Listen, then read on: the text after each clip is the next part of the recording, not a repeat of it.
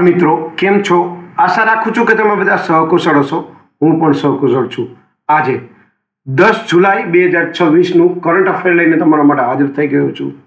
તો ચાલો મોડું ન કરતા આજનો વિડીયો શરૂ કરીએ છીએ. એની પહેલાં કહેવા માંગીશ કે ચેનલ પર નવા છો તો સબસ્ક્રાઈબ કરીને રાખજો. વિડીયો ગમે તો એક લાઇક કરી દેજો. ભાઈબંધ દોસ્તાર ફેમિલી મેમ્બર સાથે આ વિડીયો શેર જરૂર કરજો.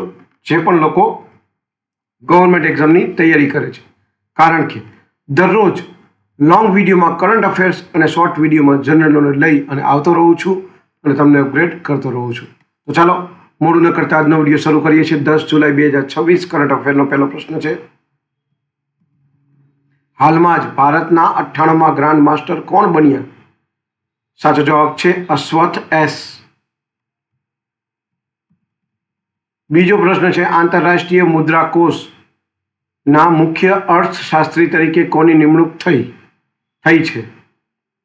સાચો જવાબ છે સિલ્વાના ટેનેરિયો.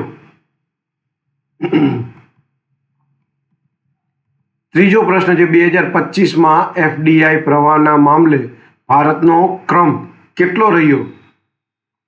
સાચો જવાબ છે 11મો.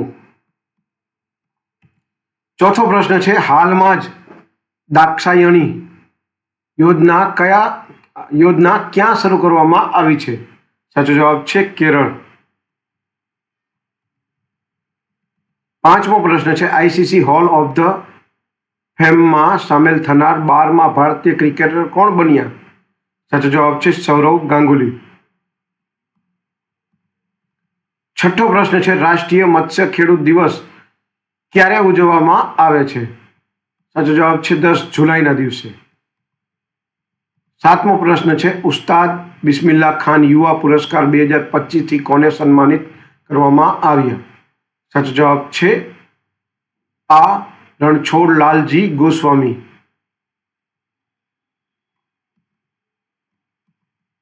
આઠમો પ્રશ્ન છે, કયા આઈઆઈટીએ દેશની સૌથી મોટી લેન્ડસ્લાઇડ વોર્નિંગ સિસ્ટમ વિકસાવી છે? સાચો જવાબ છે આઈઆઈટી મંડી.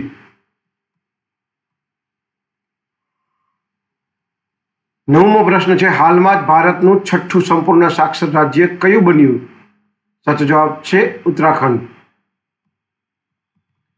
10મો અને છેલ્લો પ્રશ્ન છે, હાલમાં જ 18 મીટર ડ્રાફ્ટ ક્ષમતા ધરાવતું ભારતનું બીજું મુખ્ય બંદર કયું બન્યું?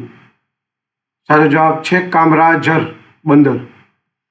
આ હતા 10 જુલાઈ 2026ના કરંટ અફેર્સ અને તેના જવાબો.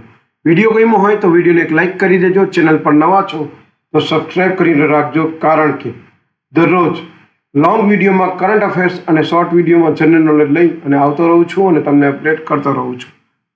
આજ માટે આટલું. જય હિન્દ, વંદે માતરમ દોસ્તો.